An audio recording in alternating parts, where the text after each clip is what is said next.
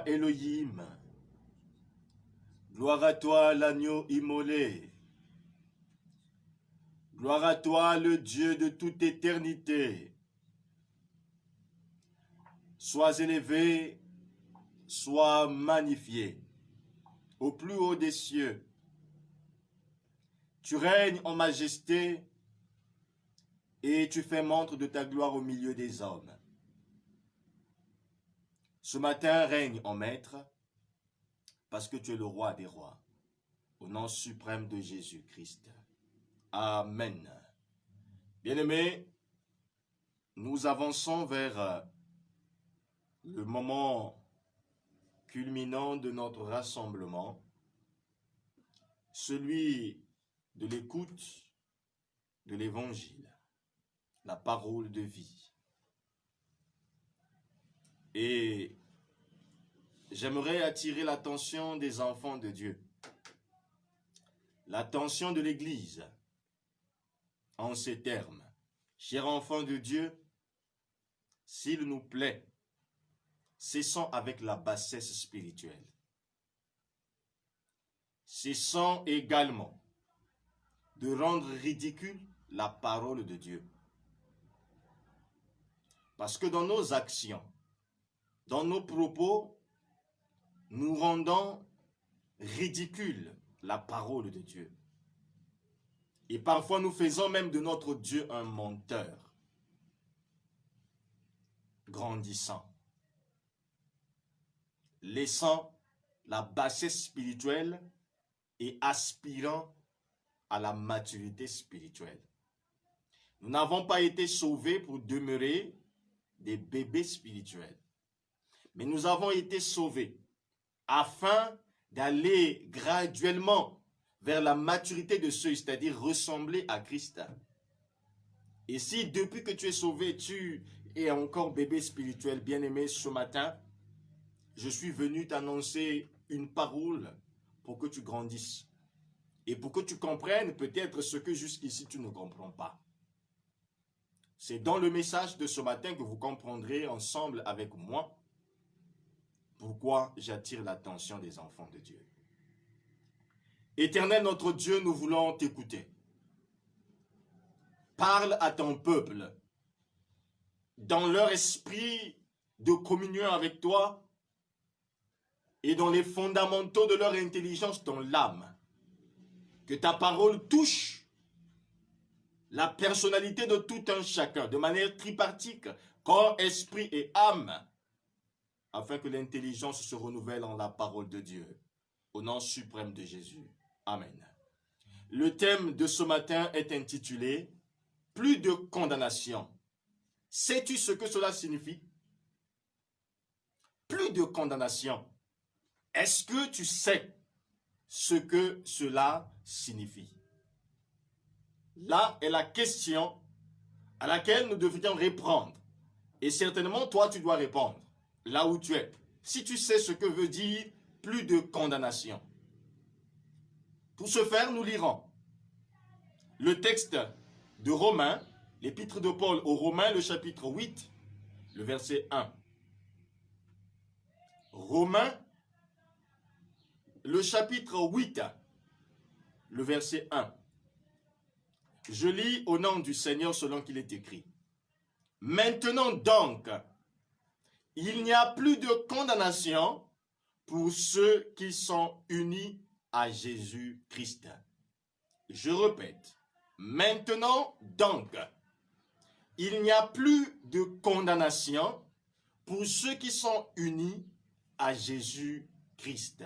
Parole du Seigneur. Bien-aimés dans le Seigneur, chers frères et sœurs, j'ai l'habitude de dire que l'Église traverse des moments difficiles. Quand je parle de l'Église, je parle de l'Église universelle, les enfants de Dieu. L'Église vit des instants de doute, même de leur propre personnalité. Les enfants de Dieu sont devenus accros aux prophéties, accros aux révélations, mais ils ne connaissent pas la parole de Dieu, la révélation accomplie.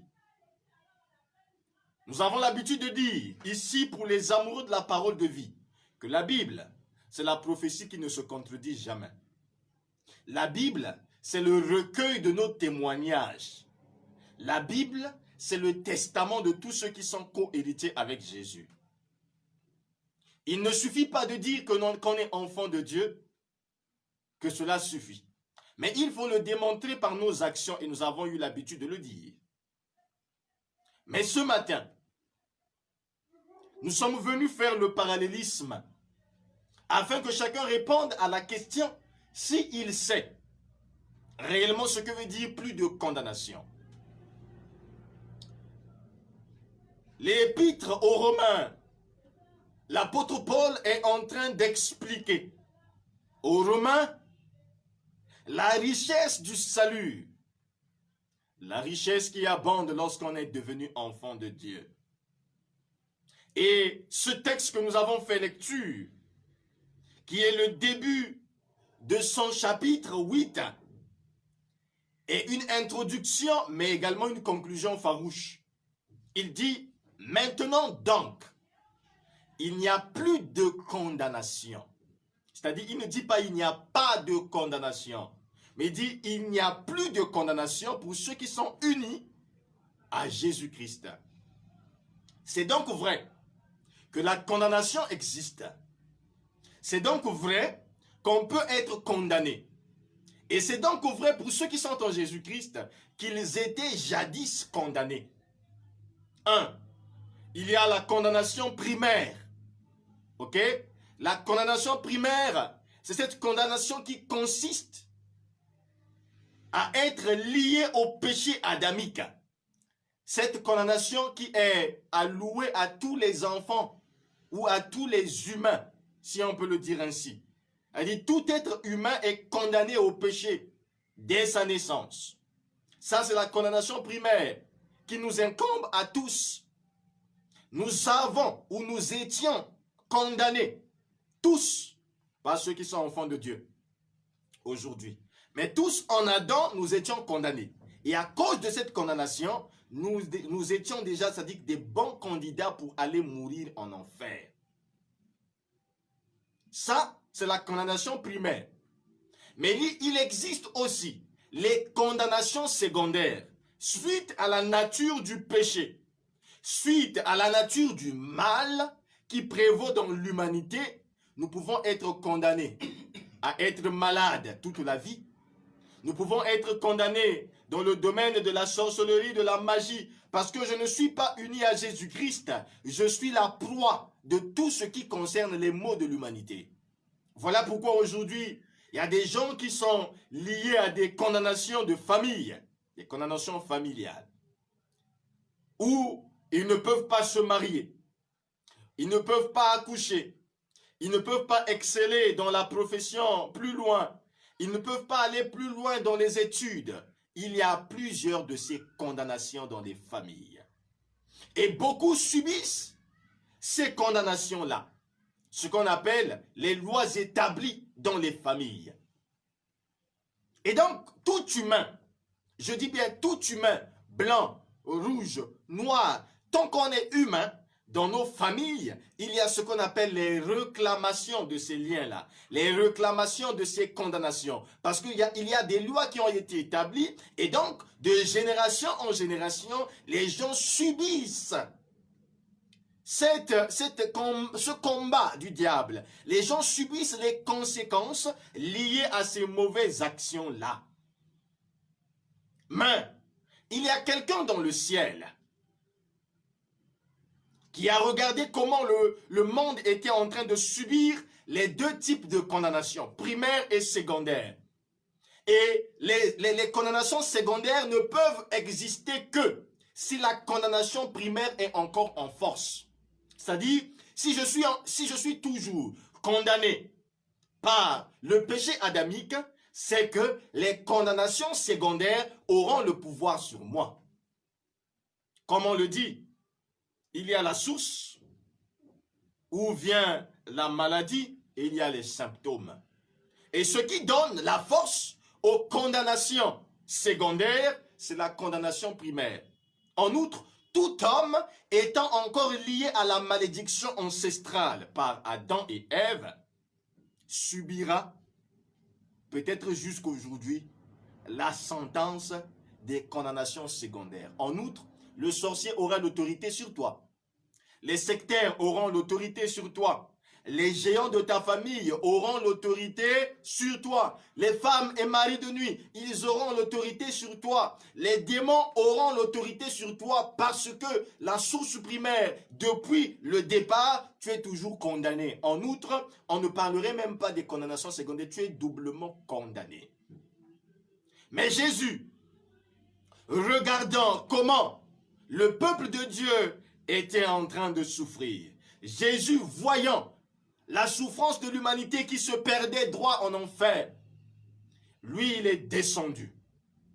Il a accepté être la proie. Il a accepté être cet animal qui doit mourir. Il a accepté descendre ici bas pour prendre ta place et ôter ta condamnation. Et lorsque Jésus est descendu, lorsqu'il est mort, bien plus il est ressuscité, pour ceux qui ont suivi le séminaire sur le mystère du salut pendant la semaine pascale, vous comprendrez donc ce que je suis en train de dire, en disant simplement que lorsque Jésus est mort, bien plus il est ressuscité. Il a versé son sang, et par son sang, automatiquement, quelque chose s'est passé. Et ce qui s'est passé, c'est quoi? C'est que la condamnation primaire a été annulée. 2. Les condamnations secondaires n'ont plus de force. Voilà pourquoi l'apôtre Paul dit, maintenant, pour ceux qui sont en Jésus-Christ, il n'y a plus de condamnation. 1. Donc si quelqu'un se dit étant enfant de Dieu, il n'y a plus de condamnation de famille qui soit encore en force dans sa vie. Et le mal, c'est de savoir qu'aujourd'hui, les enfants de Dieu, les chrétiens nés de nouveau, croient encore aujourd'hui aux condamnations de Satan. C'est ça qui m'énerve et qui rend ridicule la parole de Dieu. Parce que nous lisons tous la parole de Dieu. Et ce verset que nous venons de lire dit, il n'y a plus de condamnation si on est en Jésus. C'est-à-dire, celui qui croit aujourd'hui encore être condamné, c'est que tu n'es pas en Jésus. Ou bien tu ne sais pas ce que tu es en Jésus. Voilà pourquoi j'aimerais nous dire réellement qui nous sommes en Jésus-Christ, selon la parole de Dieu, parce que je ne vais pas vous raconter une philosophie humaine. Mais nous allons lire la parole de Dieu ensemble pour comprendre, pour que nous cessons d'être ridicules devant le Seigneur. La première preuve, Jean 10, 27 à 29. Jean 10, 27 à 29, c'est la première preuve. Je fais lecture au nom de Jésus. Mes brebis entendent ma voix, et je les connais, et ils me suivent. Je leur donne la vie éternelle, elles ne périront jamais, et nul ne les ravira de ma main. Mon Père qui me les a donnés est plus grand que tous, et personne ne les peut ravir de la main de mon Père. Bien-aimé, ici il s'agit d'une vérité immuable. Jésus le dit. S'il t'a sauvé, c'est que tu es la brebis du Seigneur. Il dit que les brebis du Seigneur connaissent leur Dieu. Les brebis connaissent leur maître et ils suivent leur maître. Ils connaissent la voix de leur maître. Mais plus riche encore, Jésus dit que j'ai donné une vie éternelle à mes brebis. Et personne, je dis bien personne, ne peut les ravir entre les mains du Seigneur. Je prends pour exemple, voici la main du Seigneur Jésus. Et te voici toi, sur la main du Seigneur Jésus-Christ. Tu es ici, sur la main de Jésus. Il dit que tu es la brebis. Et la Bible dit que le Père qui m'a donné cette brebis, c'est-à-dire Dieu t'a pris en enfer. Dieu est allé te chercher en enfer là où tu étais condamné. Doublement, c'est-à-dire la condamnation primaire et la condamnation secondaire. Dieu est allé te chercher entre les liens de ta famille. Dieu est allé te chercher entre les mains des géants de ta famille. Dieu est allé te chercher entre les mains des Goliaths de ta famille. Dieu est allé te chercher entre les mains des geôliers qui te retenaient captif dans les prisons de ta famille. C'est Dieu. Et la Bible dit de ce Dieu qu'il est tout puissant, qu'il est plus fort que tous. Ça veut dire qu'il existe d'autres puissances, mais au-delà de ces puissances-là, Dieu demeure le tout-puissant. Et Dieu est allé te chercher entre ses mains. C'est ça qu'on appelle la délivrance. Je ne sais pas ce que toi tu veux. Dieu est allé te chercher là-bas. Il t'a placé maintenant en lieu sûr. Parce que je sais, quand Dieu délivre, ce n'est pas pour t'exposer au danger. Non, il ne fait pas ça. Et donc, le Seigneur va aller te chercher dans le monde des ténèbres avec toutes les conséquences fatales. Il vient te placer en lieu sûr. Quel est ce lieu sûr? La main de Jésus. Quelle gloire! Et donc, là où moi je suis, Tony Kiyindunzo, moi je suis ici, entre les mains de Jésus, en toute sécurité. Et dites-moi, si vous croyez comme moi que Dieu est tout puissant, que Jésus a toute autorité, comme il le dit lui-même, que toute autorité l'a été donnée dans les cieux comme sur la terre. Si vous croyez en cette parole, qui peut venir vous chercher ici? Qui peut venir te chercher ici? Qui peut venir te faire du mal ici?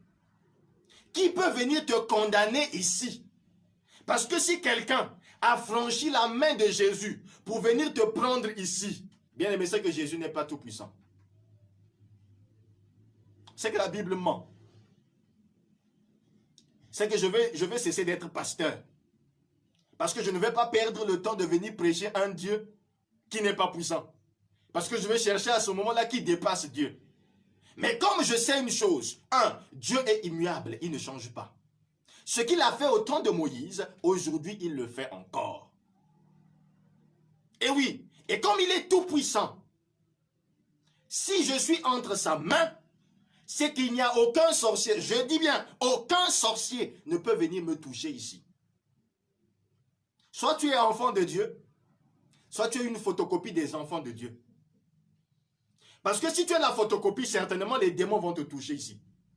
Si tu es la photocopie, certainement jusqu'aujourd'hui, les sorciers de ta famille vont venir te toucher ici. Si tu es la photocopie, certainement toutes les flèches enflammées de l'ennemi vont t'atteindre. Ne soyons pas ridicules à un certain moment. Nous avons une foi, je ne sais pas, de térébinthe ou une foi des roseaux. C'est-à-dire que des gens qui ne sont pas forts, moindre quoi que, voilà, tu es parti. Moindre quoi que tu es à terre. Et nous paraissons ridicules aux yeux du monde. Parce que ceux qui sont dans le monde vont craindre les sorciers. Toi qui es en Christ aussi, tu crains les sorciers. Quel parallélisme antithétique. Toi qui es enfant de Dieu, jusqu'aujourd'hui, tu es en train de lutter. Je dis bien, tu luttes. En fait, je ne sais pas. Je ne sais pas comment vous expliquer terre à terre pour que vous compreniez une fois pour toutes. La Bible dit que Christ nous a rendus libres. Répète après moi, je suis libre. Et vraiment, si tu répètes chez toi, tu es libre. Regarde ton comportement si tu es vraiment libre. Parce que jusqu'aujourd'hui, nous répétons que nous sommes libres, mais nous nous comportons comme toujours des gens qui sont condamnés. Vous savez, quand on n'est pas encore délivré, et on est bien conscient qu'on n'est pas délivré, on court vers la délivrance. On cherche par voies et moyens pour chercher la délivrance. Mais une fois qu'on vous a dit que vous êtes délivré, c'est fini. Votre attitude aussi change. Vous vous comporterez désormais comme des personnes véritablement délivrées. Mais le Saint-Esprit s'attriste de voir ceux qui se disent enfants de Dieu, qui se comportent toujours comme des gens qui sont encore en prison. Comme des gens qui sont encore en enfer, qui sont en train de chercher de sortir. Et voilà pourquoi les prières des enfants de Dieu ne sont même pas exaucées. Parce que tu vas dire au Seigneur, vraiment, Seigneur, délivre-moi. Jésus, qui a tout accompli, à ce moment-là, quand tu vas le dire, Seigneur, vraiment, s'il te plaît, délivre-moi. Dieu va te regarder. Il va te dire, tu veux quoi? Non, je veux la délivrance. De quoi? Non, je suis condamné. Par qui? Par les sorciers de ma famille. Tu es condamné par les liens de ma famille. Tu es condamné par les, je sais pas, par les lois établies de ma famille. Ces lois-là existent, je suis bien conscient. Et je vous dis que ça existe. Mais quand quelqu'un vient dire ce Dieu, que moi je suis condamné, le Seigneur regarde d'abord si sur ton front est écrit le nom de Jésus. Est-ce que tu es enfant de Dieu? Si tu n'es pas encore enfant de Dieu, il te renvoie vers le Christ. Mais celui qui est enfant de Dieu, c'est là le plus danger ridicule, c'est ça. Que quelqu'un qui est né de nouveau, même Dieu est au courant que tu es sauvé. Tu es né de nouveau. Mais par manque de connaissance à la parole de Dieu, tu crois en des bêtises que les gens te racontent et tu cales ça dans ta tête et tu t'appelles enfant de Dieu. Frère, 31 214 versets dans la Bible, tu les as déjà lus? La Bible est riche en révélations. Et la Bible, c'est la révélation accomplie. Parce que tout ce qui était promesse dans l'Ancien Testament est accompli en Jésus. Sauf la fin du monde, que nous attendons tous. Et donc, toutes les fois que tu viens devant Dieu pour chercher la délivrance, le Seigneur te rappelle, va regarder la croix. Va à Golgotha. Quelqu'un était passé par là. Va à Golgotha. J'avais déjà sacrifié quelqu'un. Tu veux encore quoi? Et si Dieu nous a laissés ici, il est bien au courant que Satan est là. Mais l'assurance, c'est quoi? C'est que le bon monsieur est désarmé. Il est désarmé, il n'a pas d'armes. Donc, ce qu'il vous montre comme griffe, c'est de l'utopie. Parce que si on croit que Satan est encore armé pour te détruire aujourd'hui, c'est que tu te trompes. C'est que la Bible ment. Parce que la Bible dit, Dieu a désarmé Satan. Il a désarmé les autorités. Ce n'est pas un verset biblique inventé par le pasteur Tony. Mais dans ta propre Bible, ce verset est là. Et quand tu lis ça, ça te dit quoi dans ta tête? Ça te dit quoi dans ta tête? Alors, bien-aimé dans le Seigneur, crois au Seigneur Jésus-Christ, en son autorité, en son ministère accompli à la croix. Ce matin, j'aimerais simplement que tu renouvelles ton alliance avec le Seigneur. Que tu puisses te dire que non, on m'a longtemps trompé, maintenant c'est fini. Parce que j'aimerais te dire, bien-aimé, tu es sauvé. Et si tu veux savoir les avantages qui t'accompagnent en tant qu'un homme sauvé, va lire Éphésiens 1 et Éphésiens 2. Tu sauras vraiment que tu es riche. Lis les 2 chapitres de l'épître aux Éphésiens. Tu vas comprendre qui tu es en Jésus. Et quand tu comprendras que Jésus t'a aimé et que tu es un privilégié, il t'a sauvé, il t'a dépouillé, c'est-à-dire que partout où tu étais comme esclave ou prisonnier, Jésus est allé te chercher et t'a fait asseoir avec lui dans le royaume de Dieu. Donc pendant que tu es en train de vivre ici bas sur la terre, tu es un citoyen du royaume de Dieu. Et un citoyen du royaume de Dieu ne peut pas se laisser terrasser par Satan. C'est impossible. Et croire en ces bêtises-là, c'est tellement ridicule. Alors bien-aimé dans le Seigneur, ne crois plus que tu es un fils des ténèbres. Parce que Jésus t'a affranchi, tu es un fils de lumière. Et en tant que fils de lumière, tu dois aller de progrès en progrès. Tu dois aller de maturité en maturité jusqu'à ce que tu fasses montre que tu es véritablement enfant de Dieu. Arrête avec la bassesse pour que tu sois éclairé par la puissance du ciel et par l'autorité du Saint-Esprit. Et c'est celui qui accepte d'être éclairé par le Saint-Esprit qui verra et qui vivra la louange du ciel parce que le Seigneur est merveilleux. Que Dieu bénisse sa parole. Amen.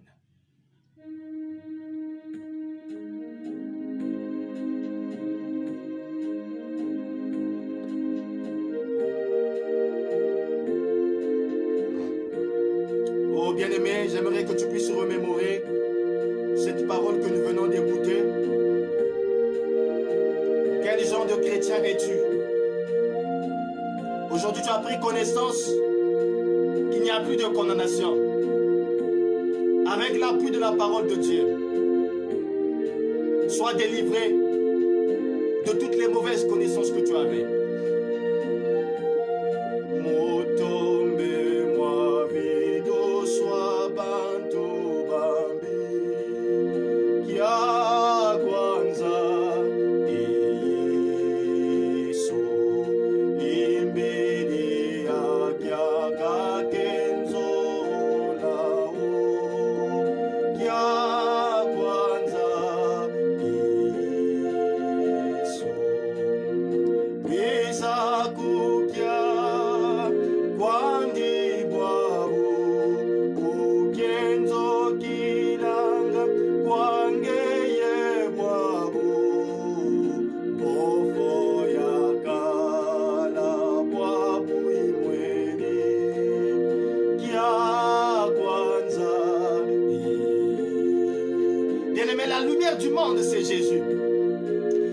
peut-être un aveugle spirituel, voilà pourquoi tu ne comprenais rien.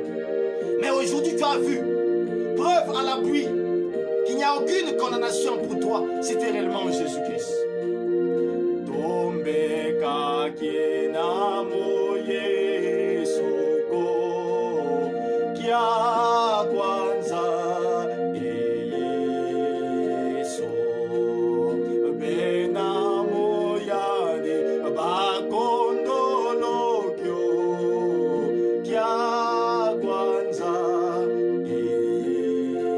onkuri wiza kukia kwandi bwabu ukenzo kilanga kwangeye bwabu bovu yakala bwabu imweni kya kwanza kuri wiza kukia kwandi bwabu ukenzo kilanga kwangeye bwabu mpofu yakala bwabu imweni ya kwanza Yesu. Bien-aimé, est-ce que tu peux élever ta voix? Tu vas commencer à prier. Tu vas dire, j'ai longtemps cru à des connaissances ténébreuses. J'ai longtemps cru en des révélations qui n'étaient pas bibliques. Mais la logique de la foi et de la parole de Dieu me montre une nouvelle personnalité de moi. Tombega kena moye suko kya kwanza Yesu bena muyani bakondolo kyo kya kwanza Yesu weza kukia kwani wabo ukenzo kilanga kwangeye bwabo mpofu yakala bwabu imweni kya kwanza wiza kukia kwani bwabu ukenzo kilanga kwangeye bwabu mpofu yakala bwabu imweni kya kwanza Yesu. Bien-aimé, Christ est la lumière. Et la Bible dit qu'il n'y a pas de lien entre la lumière et les ténèbres. Il n'y a donc pas de lien entre Satan et Jésus. Et on ne peut pas être en Jésus et en même temps subir les représailles de Satan. Voilà pourquoi, bien-aimé, si jusqu'ici tu constates que ta vie n'est pas correcte, que tu n'évolues pas, que les blocages dont on parle dans ta famille, tu continues de les subir, le problème, ce n'est pas Dieu. Le problème, ce n'est pas d'attendre la délivrance, mais le problème, c'est de revoir sa personnalité en Jésus. Est-ce qu'on n'est certainement pas, par erreur, peut-être une photocopie de Jésus?